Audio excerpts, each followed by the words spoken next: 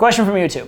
Hey Todd, what are your thoughts on love? Being you, whatever that means, you must have your own definition and perspective. Share it with us. All right, so yeah, it's asked of every poet throughout all of history, but you're gonna ask me. All right, fair enough. So I'll give you the cynical view first, and then maybe the potentially romantic view afterwards. There's a movie that they say like love is bullshit. It's biochemically no different than consuming massive amounts of chocolate.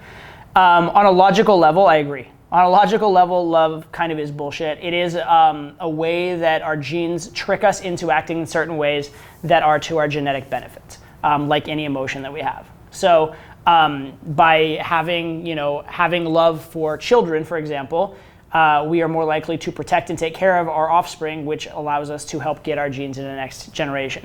By developing love for a mate, we are more likely to stay faithful in certain contexts where it makes sense to stay faithful, and or to be loyal or to protect or whatever, and that has led to our genes being propagated better into the next generation. And biochemically, it is endorphins, hormones, different things like that, all in this kind of mix. So it is a way of our bodies biochemically fooling us into something.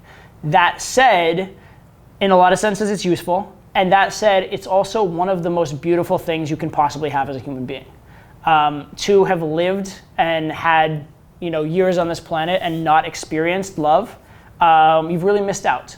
Right? And I can say that as someone who's had a very good and loving family, as someone who has a very loving relationship with my girlfriend now, and also with my child.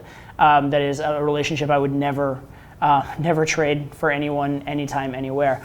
So most of the most beautiful, most memorable moments I've had in my life have related to love in some way. And so when you look back on your life and you look back on what has value, it's very hard as a human being, if we're living in this human experience, to say that love doesn't have value or that love isn't enriching and beneficial and good in our lives, even if it is a biochemical trick that we're playing on ourselves or our bodies are playing on us or whatever. So what is love and how is it expressed is another question, which I think is interesting. Like how do you know if you love someone, or how should you act when you love someone? There's a big difference between what a lot of people think of as love is actually like longing or validation seeking, right? A lot of people think that like crushing on someone is love, or seeking someone's validation, or obsessing over someone that maybe even doesn't talk to you or you don't even know is love. That's not love. That's neediness, basically. And actually, that's one of the things that you give up when you decide to get really good at game, is you get less needy and you don't feel that kind of love so much. You don't feel that needy, insecure, desperate love. So if you're attached to that, addicted to love, so to speak, you may even miss that as you get good at game. But what you will get when you get good at game is that you will get into healthy relationships where your love is actually reciprocated, right? Where your love is not just a one-way street, it actually goes both ways, right? It actually comes back your way. And then you get into a situation where you actually love not the idea of someone or the way that someone can validate you, but you love the actual person, and you care about them and you care about their outcomes. All right. In a book that I like a lot in terms of understanding love and female psychology, it's a fiction book, but it's good in that regard. It's called Stranger in a Strange Land. There's a scene or a quote in the book where someone says, ask for what love is. I'll give you an exact definition. And the definition given, which I'll probably misquote slightly, is that love is when you truly care about someone else's outcomes, even when they are potentially against your own, or certainly not related to your own.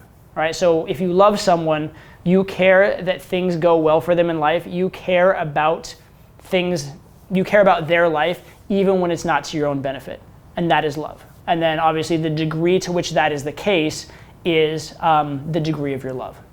Now, going back to cynical, I'll give you one more quote so that we don't end it on too much of a rosy note, because I'm a cynical person. But here's an interesting quote. I read this in an evolutionary psychology textbook where they said, I love you like a brother, or two cousins, or four half cousins, or four second cousins, something like that. And that's getting back to that genetic thing, which is that a brother has half your DNA, a cousin has a quarter of your DNA, and a second cousin would have an eighth of your DNA. And there actually is a very strong correlation in who you choose to love of that nature. Although I think that probably the question was related more to romantic love.